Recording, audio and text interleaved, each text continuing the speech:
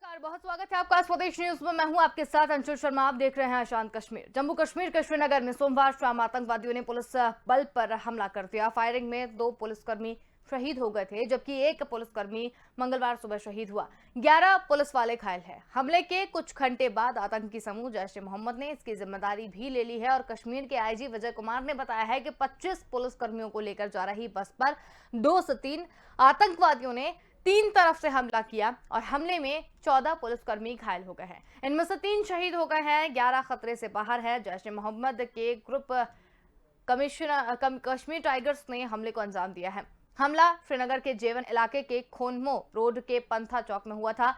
Police अधिकारियों ने बताया कि इंडियन रिजर्व पुलिस की 9वीं बटालियन की बस पर आतंकवादियों ने फायरिंग की है और इसके लिए नाकाबंदी कर दी गई है और सर्च ऑपरेशन भी चलाया जा रहा है। प्रधानमंत्री नरेंद्र मोदी ने आतंकी वारदात पर दुख जाहिर किया। उन्होंने फौरन हमले की रिपोर्ट मांगी है और घायल को जल्द स्वस्थ होने की यहां पर कामना भी की है। उपराष्ट्रपति एम वेंकैया नायडू ने भी हमले की निंदा की है और पुलिस कर्मियों की जिस बस पर हमला हुआ है वो बुलेट प्रूफ नहीं थी। ज्यादातर पुलिसकर्मियों के पास शील्ड और लाठियां ही थी। बहुत कम पुलिस वालों के पास हथियार थे। आतंकवादियों ने बस को रोकने के लिए टायर पर फायरिंग की और इसके बाद बस पर 2 तरफ से ताबड़तोड़ फायरिंग की गई।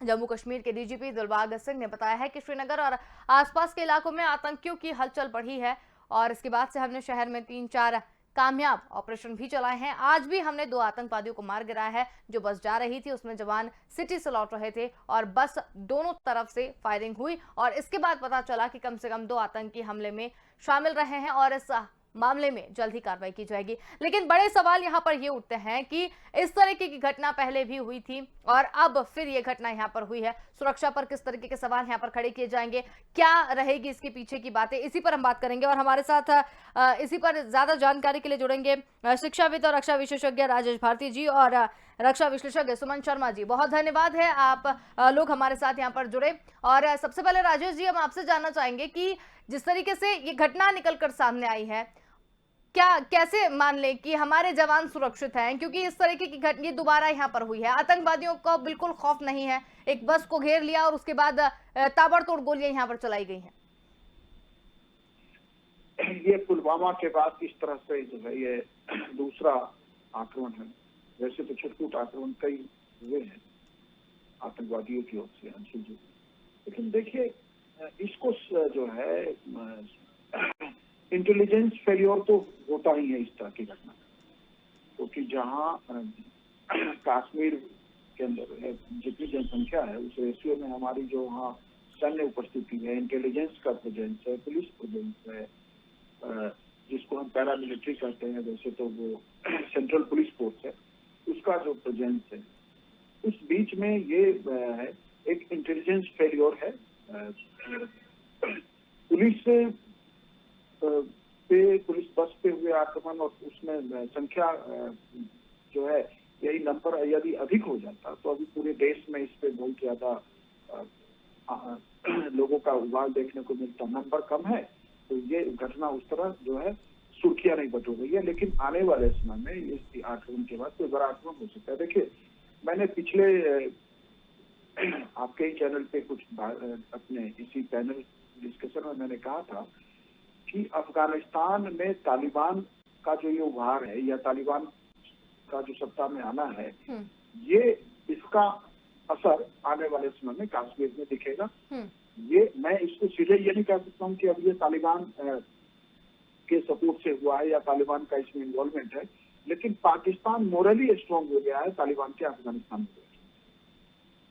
दूसरी बात है कि हम जम्मू कश्मीर समस्या में सारा समाधान सिर्फ हम जो है वो मिलिट्री और पुलिस के लेवल पे सोच रहे हैं, लेकिन ये संभव नहीं है। इसका यदि हल है तो ये प्रक्रिया एक चलती रहनी चाहिए। इसके साथ साथ आपको सोशल प्रोसेस और पॉलिटिकल प्रोसेस भी शुरू करना हो।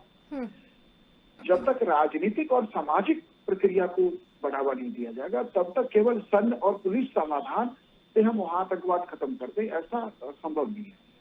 अब राजनीतिक प्रक्रिया में कैसे लोगों को जोड़ा जाए, कश्मीर इशू का क्या हल हो। ऑलरेडी हम केंद्र शासित प्रदेश बनाए जाने के बाद से जो है एक तरह से राजनीतिक रूप से कश्मीर के नेता जो हैं वो हमारे राष्ट्रीय नेताओं से अलग रुख रख रहे हैं और काफी जो है विभाजन है। इवन हमारे देश के कुछ अन्य राजनीतिक दल भी इस फैसलिस्ट के साथ नहीं है, तो देश में जो राजनीतिक प्रक्रिया है उसमें कैसे लाया जाए वहाँ के लोग, राजनीतिक दलों को, वहाँ के समाज के मुख्य लोगों को, इस प्रोसेस को भी आगे बढ़ाना होगा। और जब तक हम इस सामाजिक प्रक्रिया को आगे नहीं बढ़ाएंगे तब तक, अच्छा काश्मीर की डेमोग्राफी ऐसी है कि सारे इंटेलिजेंस इनपुट के बाद भी इस तरह की डेमोग्राफी में जो है, जहाँ डेंस फॉरेस्ट भी है, पहाड़ भी है, बर्फ भी है, सारी तरह की चीजें हैं, ऐसे में जो है आतंकवादियों के लिए कोई घटना करना, क्योंकि उन्हें तो एक इंसिडेंट करना है और इंसिडेंट करके उनको भागने के लिए ये नहीं देखना है कि किस तरह भागना है, कहीं भी भागना है, लेकिन हमें उस सारे रीजन को सुरक्षित रखना है। तो सेना के आगे और पुलिस और पैरामिलिट्री के आगे चुनौती भी बहुत बड़ी है। तो ऐसे क्षेत्र को जो है कंटिन्यू शांत बनाए रखना, इसलिए समय आ गया है कि हमें दूसरे प्रक्रियाओं को भी आगे बढ़ानी चाहिए, केवल जो है सेना पे डिपेंड नहीं रहना। बिल्कुल। सुमन शर्मा जी, आपसे मैं जानना चाहती हूँ कि चलिए ठीक है, पॉलिटिकल व्यू अपनी जगह पर है, लेकिन एक बड़ा सवाल यहाँ पर ये निकल कर आता है कि जब हमारे सुरक्षा के जो जवान हैं, वो जवान ही जब सुरक्षित नहीं रहेंगे तो आम आदमी का क्या होगा, कैसे इसे देखा जाए? क्योंकि ये बहुत बड़ा मसला है कि इतने सारे जवानों को क्षति पहुंचाई गई है। पुलवामा के बाद दूसरी बार ये घटना यहाँ पर हो रही है, कैसे देखें इसे?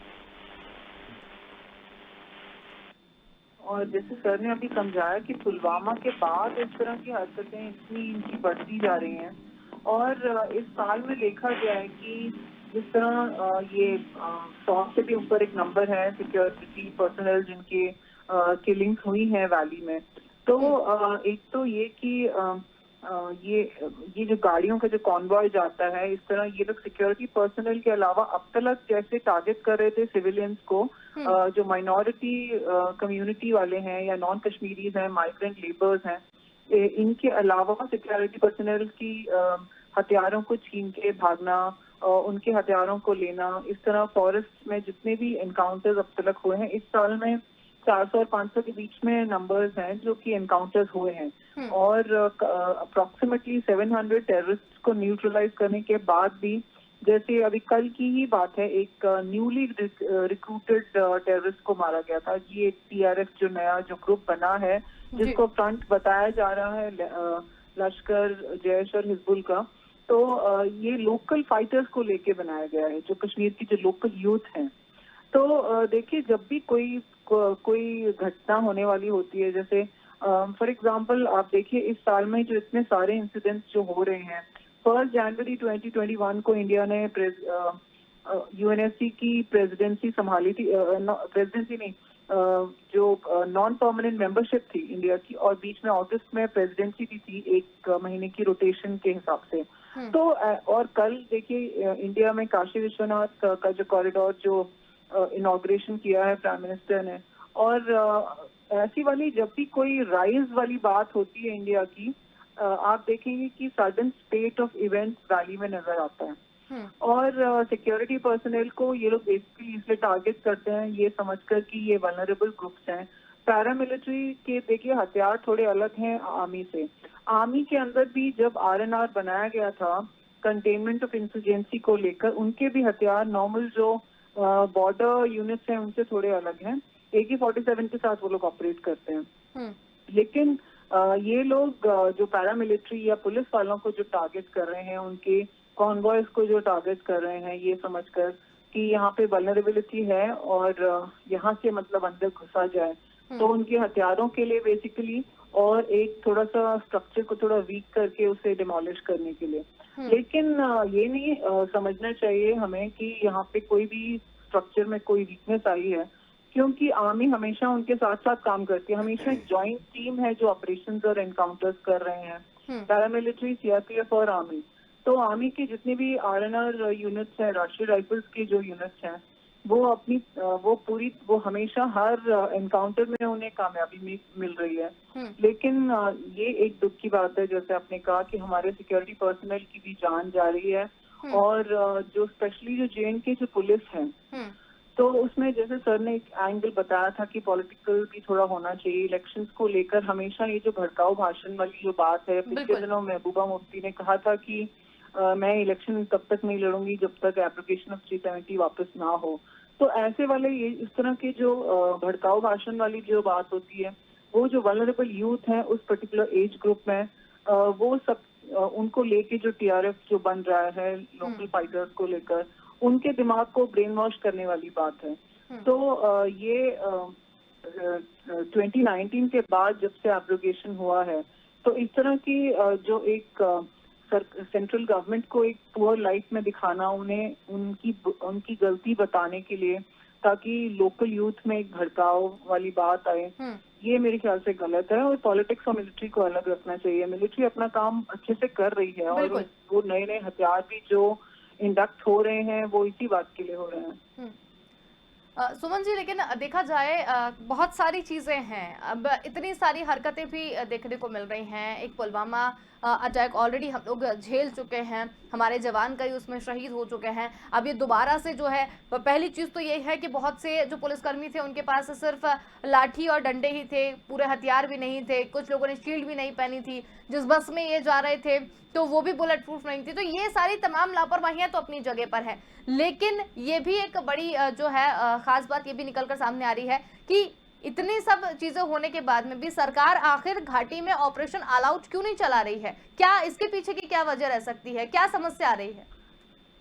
नहीं, ऑल आउट ऑपरेशन तो ऑलरेडी 2019 के बाद स्टार्ट हो ही गया था, to flush out all the terrorist, ये आइडिया था और वो काफी हद तक कामयाबी मिल भी रही है।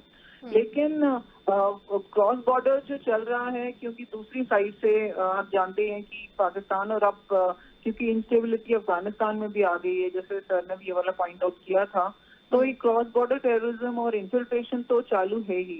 उसके अलावा जो वल्नरेबल पॉइंट्स हैं, जहाँ से चेक पॉइंट जहाँ से ये लोग अंदर आते हैं, और घाटी का जो स्ट्रक्चर जिस तरह का है ज्योग्राफिकल, उस हिसाब से तो वो ऑल आउट तो चल ही रहा है और काफी हद तक उसे वो कामयाब भी हो रहा है।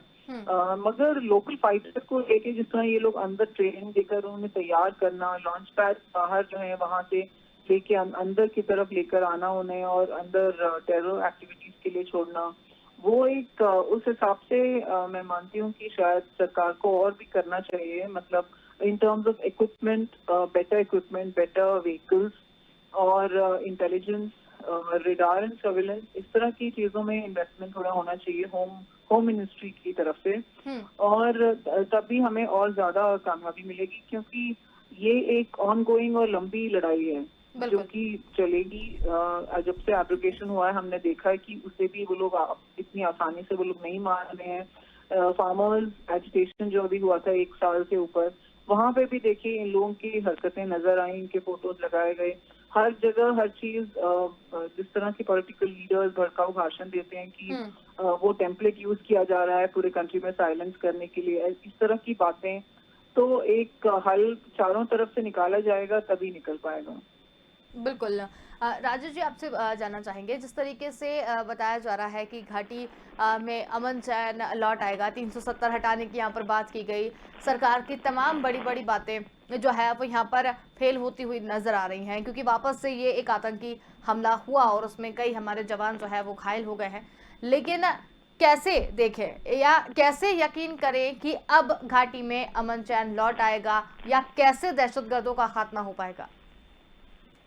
370 को खत्म करने का फैसला सरकार का, इससे आतंकवाद खत्म हो जाएगा, कश्मीर को केंद्रशासित प्रदेश बनाने से आतंकवाद खत्म हो जाएगा।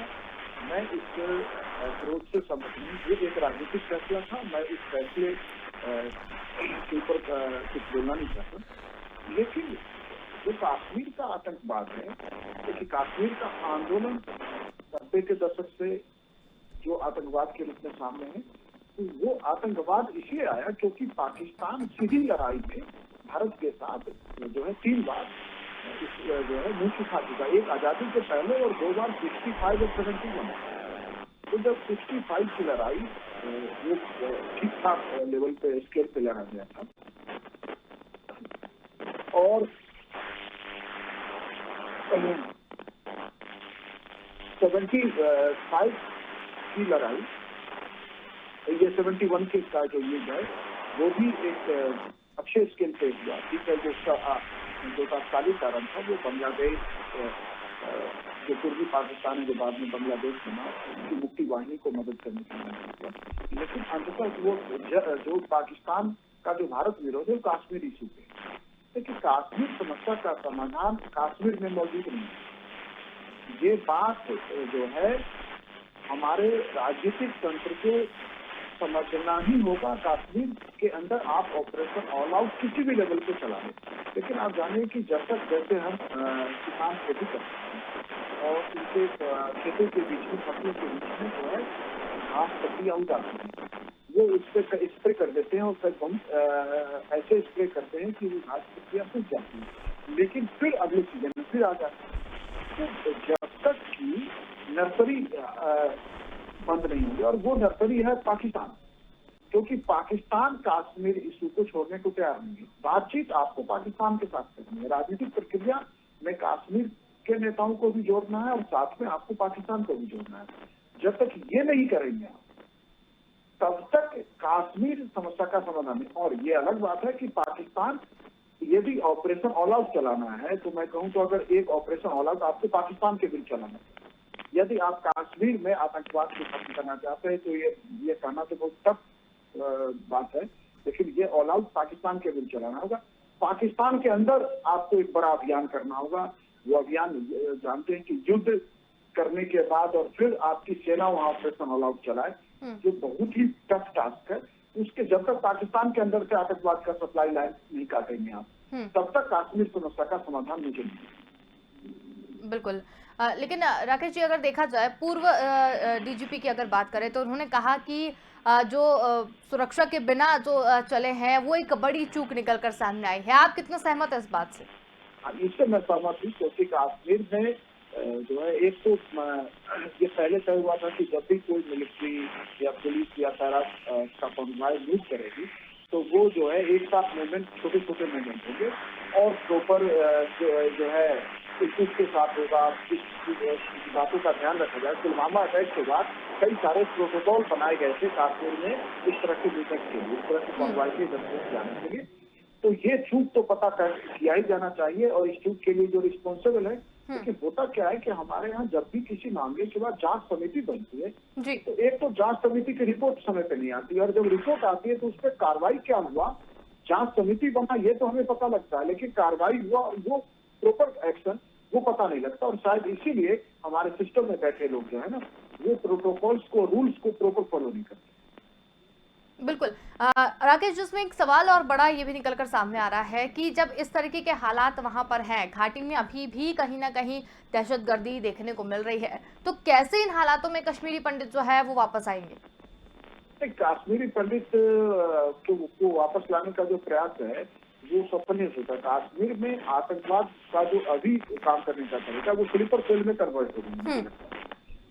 और स्लीपर सेल हम सब समझते हैं कि वो शांत पड़े रहते हैं, आम जीवन का हिस्सा होते हैं और आदेश और परिस्थिति और वक्त का इंतजार करते हैं, और फना होने के लिए जो तैयार होते हैं सामान्यतः वही लोग स्लीपर सेल बनते हैं। तो मरने से ऐसे जिन्हें उन्हें डर लगता नहीं, आदेश और परिस्थिति का इंतजार करते हैं और जो घटना को अंजाम दे देते हैं। कई बार भागने की कोशिश में बच भी जाते हैं और मारे भी जाते हैं। बाद में घेर के हम पकड़ लेते हैं, मार देते हैं। तो ये जो कश्मीर का इशू है, ये इसको इसी उसमें हमें देखने की जरूरत है। जब तक इस पर हम नहीं इसको देख पाएंगे तब तक ये इसका हल नहीं होगा। बिल्कुल। राजेश जी, लेकिन आपकी आवाज जो है वो प्रॉपर नहीं आ पा रही है, बहुत डिस्टर्बेंस हो रहा है। पैनल से मैं कहूंगी एक बार आप चेक कर लीजिए, जब तक हम सवाल ले लेते हैं सुमन जी से। सुमन जी, अगर देखें इस तरीके से तो कैसे आपके नजरिए से देखा जाए तो कैसे आप इसे देखती हैं, कैसे इसका खात्मा संभव हो पाएगा कि कश्मीर या घाटी में चैन और अमन जो है वो वापस आ जाए? देखिए, ऑलरेडी जो कुछ भी सरकार कर रही है, हेवी मिलिटराइजेशन का इल्जाम लगाया जाता है, ह्यूमन राइट्स का सवाल उठाया जाता है यूएन के अंदर, और कश्मीर को पूरी दुनिया में इस बात का उदाहरण देके बताया जाता है कि हेवीली मिलिटराइज्ड है और मिलिटराइजेशन कम होना चाहिए, और यहाँ पे ह्यूमन राइट्स के वायलेशन चल रहे हैं। लेकिन लोग ये नहीं समझते हैं कि वहाँ जो हालात हैं और जिस तरह का वहाँ पे इंस्टेबिलिटी, क्योंकि देखिए जैसे टीचर्स को टारगेट किया गया, जो हिंदू और सिख कम्युनिटी के लोग हैं उनके भी तो राइट्स हैं, उसके बारे में कोई नहीं बात करेगा। और ये जो अटैक हुआ है बस में, जो अभी देखिए कल 20th एनिवर्सरी थी पार्लियामेंट अटैक्स की, तो ये लोग ऐसे वाले इस तरह की जो दिन है, इस तरह के जो स्पेशल जो डेट्स हैं, ऐसे करके जो टारगेट करने के लिए ये इस तरह के डेट्स चुनते हैं कि लोग मगर मिलिट्री अपना काम कर रही है अच्छी तरीके से, और जो अभी नए जो एक्विजिशन और प्रोक्योरमेंट्स एमओडी की तरफ से हो रहे हैं, हथियारों में भी कोई कमी नहीं है। और लेकिन आपकी बात ठीक है, जैसे आपने बोला कि ये एक पैटर्न बनता जा रहा है पुलवामा के बाद कि कॉन्वॉयज को अटैक करना, क्योंकि उसमें बहुत सारी गाड़ियां होती हैं और बहुत सारे लोग होते हैं, तो वो एक ही बार में, तो ये एक तो जो आरडीएक्स है वो बाहर से आ रहा है, वो तो वहाँ का नहीं है। एक तो इस चीज के ऊपर एक चेक रखने वाली बात है। उसके अलावा गाड़ियां बुलेट प्रूफ हो, ज्यादा सिक्योरिटी हो, अच्छा सर्विलेंस हो और अच्छी इंटेलिजेंस हो, ये सब चीजों की तरफ हमें आगे बढ़ना होगा और हमें हर इंसिडेंट के बाद एक सबक सीखना चाहिए। और ये बार बार अगर हो रहा है तो ये अच्छी बात नहीं है सिविलियंस के लिए भी, और वहाँ की आगे चलकर वहाँ पे अगर डेमोक्रेटिक प्रोसेस एस्टैब्लिश करना है उसके लिए भी, क्योंकि अगर इलेक्शंस अनाउंस होंगे तो भी ये अटैक्स बढ़ेंगे और इस तरह की जो इंसिडेंट्स है वो भी बढ़ेंगी। तो हमें हमें एक शांतिपूर्वक वहाँ पे माहौल तैयार करना, अगर हमें डेमोक्रेसी बहाल करनी है तो सरकार को थोड़ा सा इसकी तरफ ध्यान देना चाहिए। बिल्कुल। राजेश जी, चलते चलते आप इस पूरे मसले को लेकर क्या कहना चाहेंगे, क्या आपकी अंतिम टिप्पणी रहेगी? मेरी अंतिम टिप्पणी यह है कि हमें जो है मिलिट्री इंटेलिजेंस और को कोऑर्डिनेटेड तरीके से और बेहतर कैसे हम कोऑर्डिनेटेड जो पैरा मिलिट्री है, पुलिस है, उनको और कोऑर्डिनेटेड तरीके से काम करने के तरीकों की तरफ ले जाएं कश्मीर में, और इंटेलिजेंस की ओर से ध्यान दें। इंटेलिजेंस, क्योंकि इस तरह की घटनाएं छोटी मोटी घटनाएं हो जाती है, लेकिन इस तरह की घटनाएं बिना इंटेलिजेंस की ओर से संभव। बिल्कुल, तो आप लोगों ने बहुत ही अच्छी जानकारी दी। आप हमारे साथ इस पूरी चर्चा में शामिल हुए, बहुत धन्यवाद आपका।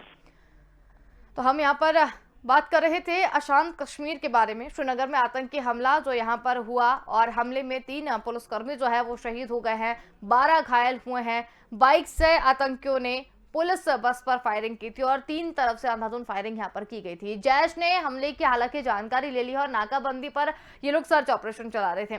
तो किस तरीके से कश्मीर जो है वो अशांत हमेशा रहेगा, किस तरीके से हमारे जवान जो है वो इसी तरीके से जाते रहेंगे। हालांकि ये भी कहा जा रहा है कि सुरक्षा के बिना जो मूवमेंट यहाँ पर किया है वो एक बहुत बड़ी चूक थी, लेकिन पुलवामा के बाद में इसी तरह का हमला वापस यहाँ पर करना, किस तरीके से आतंकियों के हौसले जो है वो लगातार बुलंद हो रहे हैं और कोई खौफ एक तरीके का नहीं देखने को मिल रहा है। तो ये कहीं ना कहीं एक बड़ी चूक वाली बात है, सरकार को इससे सीख लेनी चाहिए। आपको बता दें कि बाइक से जो आतंकी थे वो आए थे और पुलिस बस पर फायरिंग की थी और 3 तरफ से ये अंधाधुंध फायरिंग की गई थी। हालांकि जैश ए मोहम्मद ने इसकी जिम्मेदारी ले ली है और ये लोग सर्च ऑपरेशन चला रहे थे नाकाबंदी करके। प्रधानमंत्री मोदी ने इस पर दुख भी जाहिर किया है। पुलिसकर्मियों के पास प्रॉपर हथियार नहीं थे और हमले में 2 आतंकी इसमें शामिल हो सकते हैं। और पूर्व डीजीपी ने भी कहा है कि बिना सुरक्षा मूवमेंट एक बड़ी चूक यहां पर हो सकती है। लेकिन बड़ा सवाल आज भी यही बना हुआ है कि जब हमारे जवान ही सुरक्षित नहीं है तो आम आदमी का वहां पर क्या होगा। फिलहाल के लिए इतना ही। देखते रहिए स्वदेश न्यूज, क्योंकि सबसे पहले देश।